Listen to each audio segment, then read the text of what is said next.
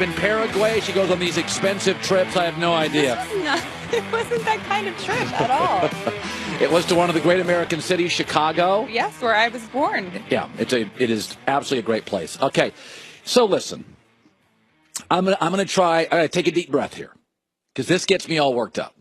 And I'm not one of these guys. I don't rip other media people. Like I see that sometimes on social media, ripping other media people. We're all working our tails off here, right? We're all lucky to have our jobs. We work hard. I have fun. I'm not gonna go after people. It's just not my shit, right? But sometimes in our business, I understand why coaches get mad at reporters. Now, I don't want coaches being jerky. Like Brian Kelly, I thought a couple of weeks ago, that's over the top. Don't be a jerk.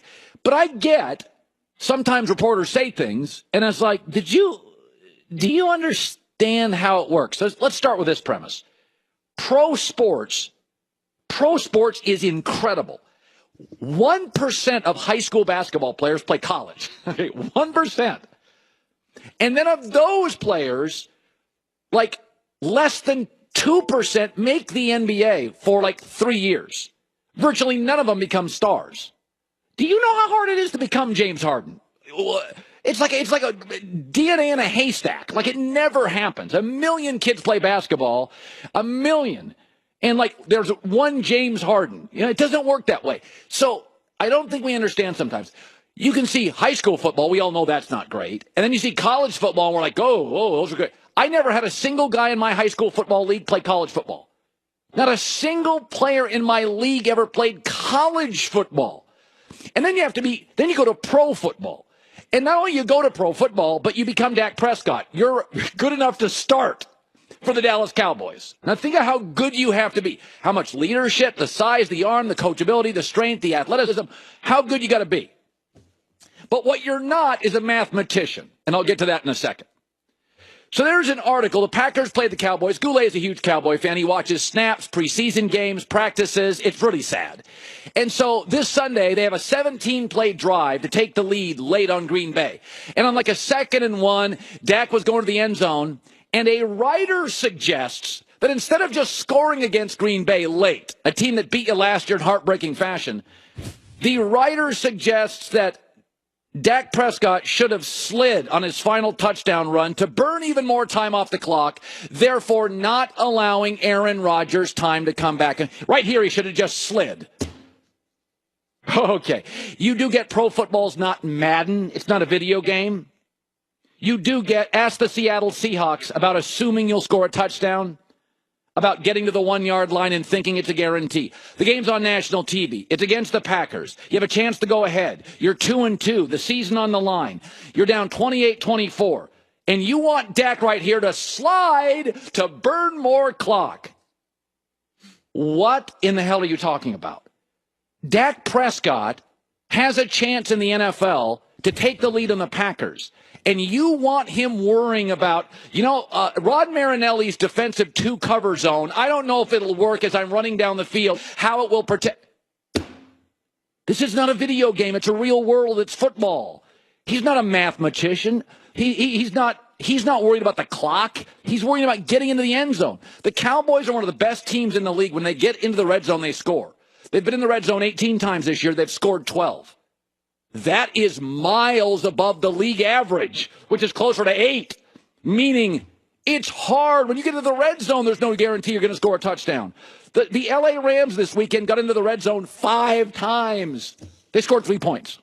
And they have Todd Gurley and Sammy Watkins and Robert Woods and the league's second-best left tackle and John Sullivan at center and a brilliant coach. 5 red zones, scored 3 points. If Dak Prescott slides there, and the Cowboys, for some reason, by the way, holding penalty back to the 15, late start, don't get the play, we're destroying Dak Prescott. We're writing columns about what a dope. You writers, this is not a video game. You score when you can score in the NFL. By the way, Doc Rivers, this year, it was game 1 loss to the Jazz in the playoffs, right? Joe Johnson hit the game winner at the buzzer. And the Clippers were down by 2. Chris Paul tied it with 13 seconds left. And a guy came out and some reporter asked Doc Rivers, same sort of situation. Were you thinking about eating clock instead of scoring? And here was Doc Rivers' response. Who would do that? Like, why would you ever do that? Like to maybe like 5 seconds, so enough time for nothing. The game's over. Right. Well, no, like that 5 makes seconds. No sense. Right. I'm just asking. No, that is like the dumbest thing I've ever heard. When you're down 2, right. you try to score. Exactly. And then you put it on you don't wait. You rely on your defense. You score. As quickly as you can, however if you can score in 1 second, you score. Man, you know how hard it is to make the NBA? To be in a playoff game and score? Do you know how hard it is to be in the NFL? To have a 17-play drive, and you want him to slide here and be a mathematician? Get into the end zone. The Seahawks figured that out in a Super Bowl. The Rams this weekend figured it out. Getting to the red zone's no guarantee you're going to score. You see that there's an average of like 14 penalties a game. You get down to the 1-yard line, you slide, holding back to the 15. What would your column have been then? God, it's not a video game. This is real football, Christine with the news. No. Heard on the news. This is the Herd Line News. So while I was in Chicago, a lot of people were talking about Mitch Trubisky. It's a hard thing to make your debut Monday Night Football. Right. Not an easy thing. But he was 12 of 25 passing for 128 yards, 1 touchdown, and 1 interception. Yeah. They did lose. Yeah. But John Fox was pretty impressed with Trubisky and even made a pretty bold comparison. I mean, he's got what it takes. There's no doubt in my mind. And like I said, it was for a first game. I go back to, watching guys like, Montana in their first game. So I've seen a few of them.